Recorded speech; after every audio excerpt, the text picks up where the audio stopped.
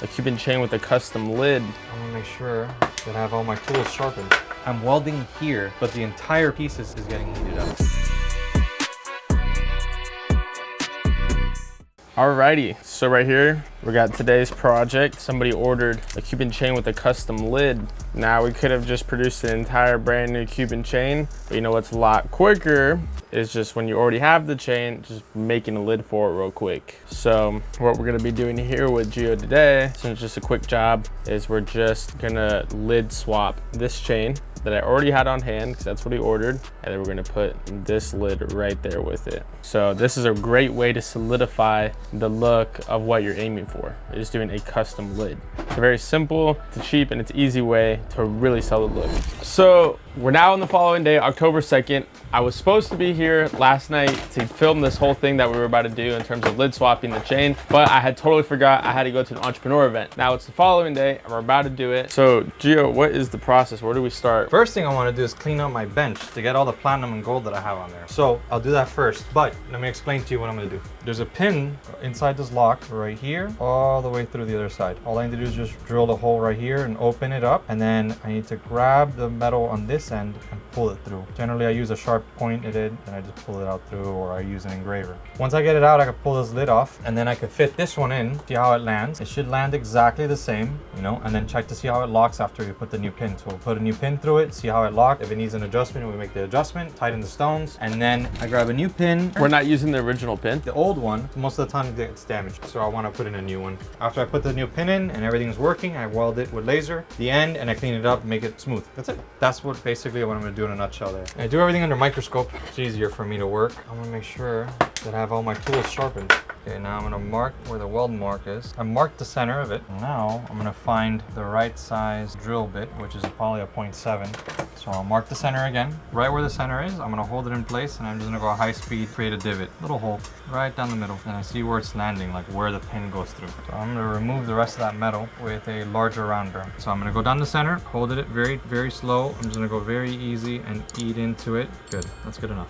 Let's try to pull the pin out and see if it works. So I'm going to hold the pin on the end with the pointy end right here. I'm just going to pull it up, try to pry it out. Now if you look at it, you can see it moved. I'm going to grab it from the top end, see how it's coming out on the other end. All this is going to be cleaned up after. It's going to look like new. So it doesn't really matter if anything like that happens or any scratches happen, because that all gets cleaned up. Try grabbing it with the end. Nope, not long enough. Grab it right here, see if it goes again. If not, I'm going to have to drill it through all the way to the end. No, I'm gonna have to drill it. Never mind. Screw it. I'll drill it. So drilling into the pin? Yep. Down the center of the pin. It's going down the middle of the pin. And there it went through. Now, I think it's already soft enough where I can just pull it out.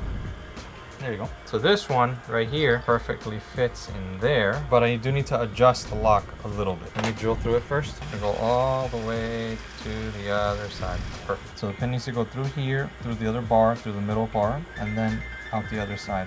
And then when it comes out the other side, it has to have the hole where the pin goes and has a seat. There you go. It went through. And you can see the hole where the pin's gonna go, the drill actually goes inside to the other side. And you can see it literally going out the other side. See? And this is a tempered silver. So it's slightly soft, but it's still kind of hard at the same time. That's the type of pins that I like to make. So let's go ahead down the center, nice and slow with enough oil. See how it goes nice and easy, very slow. I go in and out. That's it. So now that pin should just slide right in. Oh. Now, I'm going to do the same on this side. It goes in straight, and then I want to go into the other side. Let's go ahead and place it, see how it lands, and then I could do the repairs that need to be done quickly. Oh, it goes in perfectly. Yeah, it lands in there. Now, it doesn't lock. We can bend that. I'm going to bend it into shape now. So, nice and slowly, I'm just going to start working it. I'm going to watch while I do it. It's working now. There we go. So now we could go ahead and weld it. The idea of welding this, so the pin has to go through the middle for the chain. It has 1, 2, 3 sections. What I do is, since this is the pin, right? I create a bevel. And what I do is I weld that and I start to add metal to the end. What does that create? This whole piece, basically this becomes all one.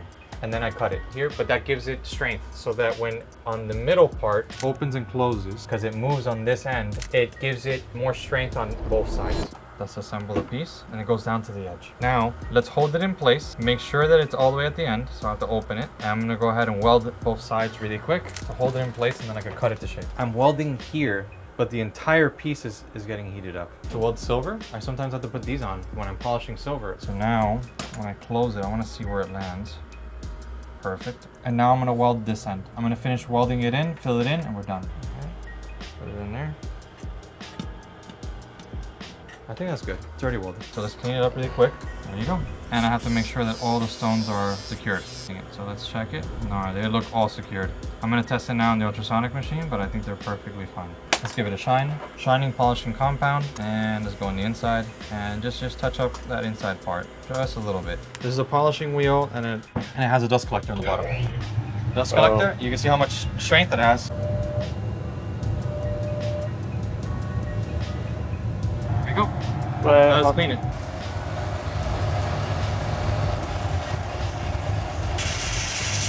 Nice and clean. Yeah.